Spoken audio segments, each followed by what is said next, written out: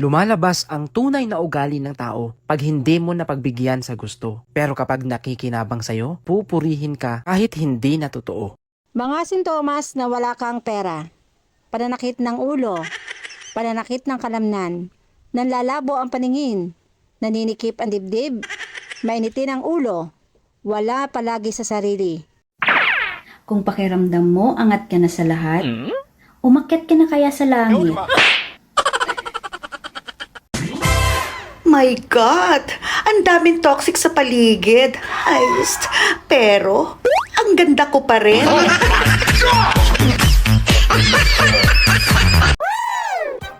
Hindi lahat ng friend mo sa FB tao. Ang isa dyan, ahas.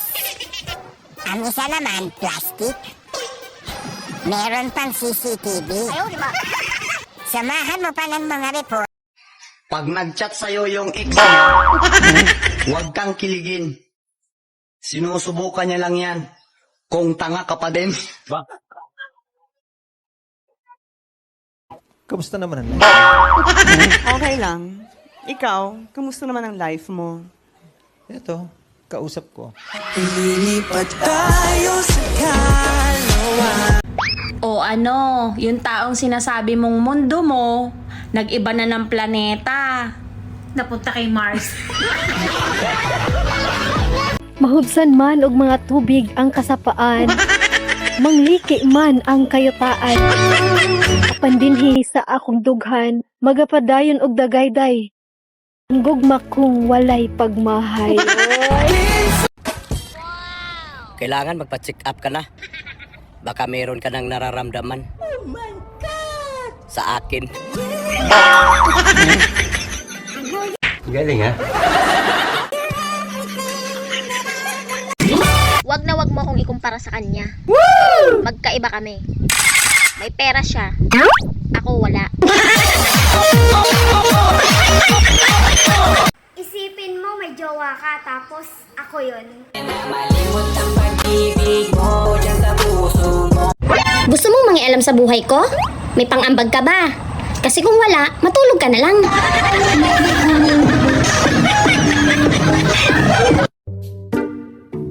Lo, may problema ka sa akin? Oh wow, napaka ganda pala ng problema mo. Naging sweet lang sa'yo, akala mo gusto ka na. Tanga, bored lang yun. Alam mo, kung gusto mong sumaya, huwag kang malungkot. Yung feeling na napaungol ka na lang sa sobrang sarap niya magdala. Pero panaginip lang pala. Sayang. Dalawang dahilan kung bakit hindi ako inggit sa'yo. Una, wala ka na meron ako. Pangalawa, hindi ko gusto kung anong meron ka. Mahalin mo kasi yung sarili mo. Tapos, idamay mo ako.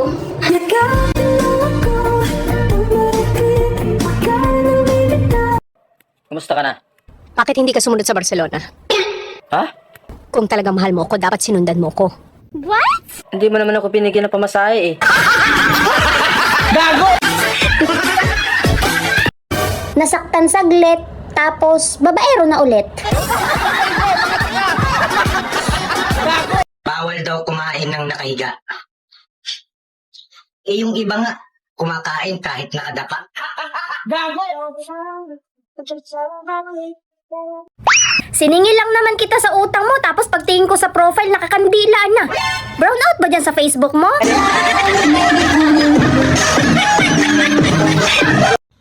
Kapag na-inlove ka sa pandak, isa lang ibig sabihin nun. Nanuno ka. Alam mo yung ganda mo parang hangin. Feel na feel mo pero walang nakakakita. Nganong naghinuktok man ka, murag problemado ka. Bullshit, not good. Wala sige pa utang pa, paitra bang walay kwarta. Pagkalay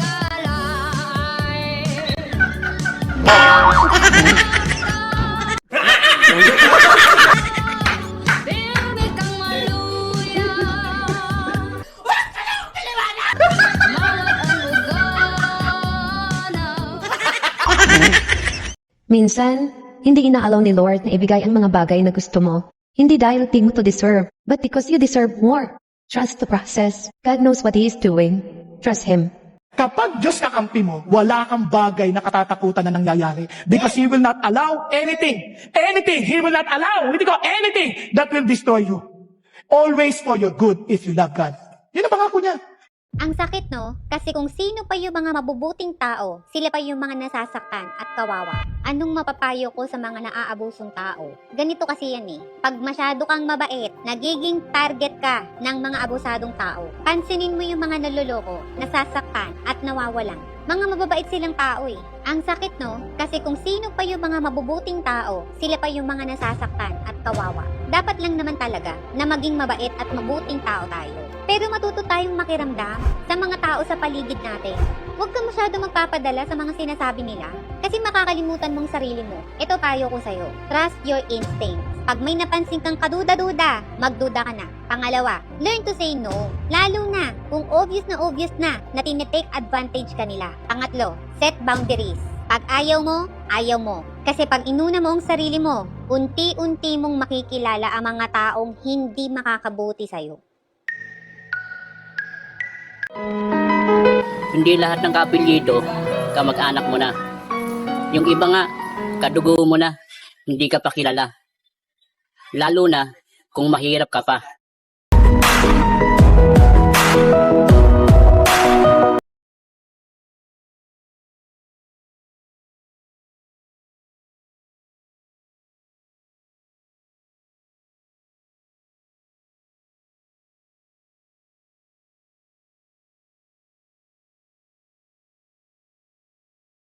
When you die, people cry and beg for you to come back.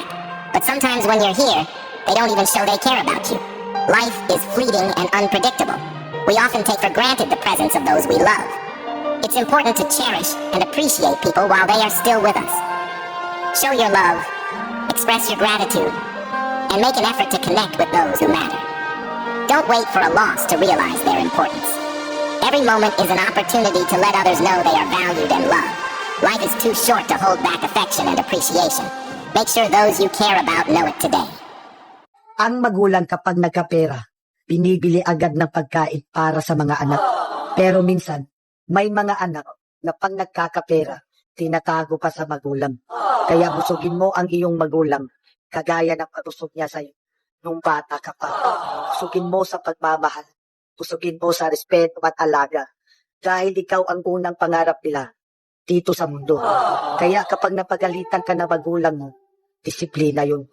Dahil masakit sa magulang na paluin ang kanilang anak.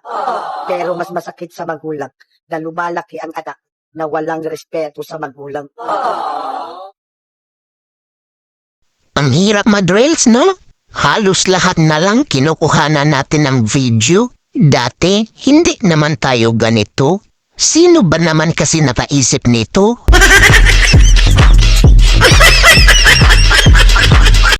Sino po naniniwala isang araw? Alaala na lang ang payo ng mga magulang mo sa'yo. At sino po naniniwala isang araw? Yung nanay na kasama mo ngayon, maaaring katabi mo ngayon, yung tatay na kasama mo ngayon, isang araw, aalalahanin mo na lang din. Hindi kayo forever na magkasama. Kaya nga, lahat ng magulang, hanggat kasama pa yung anak, gagawin ng lahat. Ipapayo lahat ng mabuti, paaalalahanan ng anak kasi alam niya, isang araw, iiwan niya yung kanyang mga anak. Isang araw, hindi lang payo ng mga magulang mo ang magiging alaala. Kahit magulang mo isang araw, magiging alaala na lang sa buhay mo. Kaya nga napakapalad mo kung may magulang ka pa ngayon nakasama, may magulang ka pa ngayon na nagpapayo sa'yo, may magulang ka pa na nagpapaalala sa'yo. Kasi one day, wala na yan sa tabi mo. Yung mga payo niya, alaala na lang din sa buhay mo. Dong, Carlos Yulo, mahalin mo ang nanay mo. Huwag ka magtanim ng kimkim ng samang loob. Mahal na mahal ka sa mama mo, nanay mo. Mahalin mo siya, lubusan ng pagmamahal bilang nanay. Kaya mahal na mahal ka niya. Yan lang ang payo ko sa iyo bilang nanay.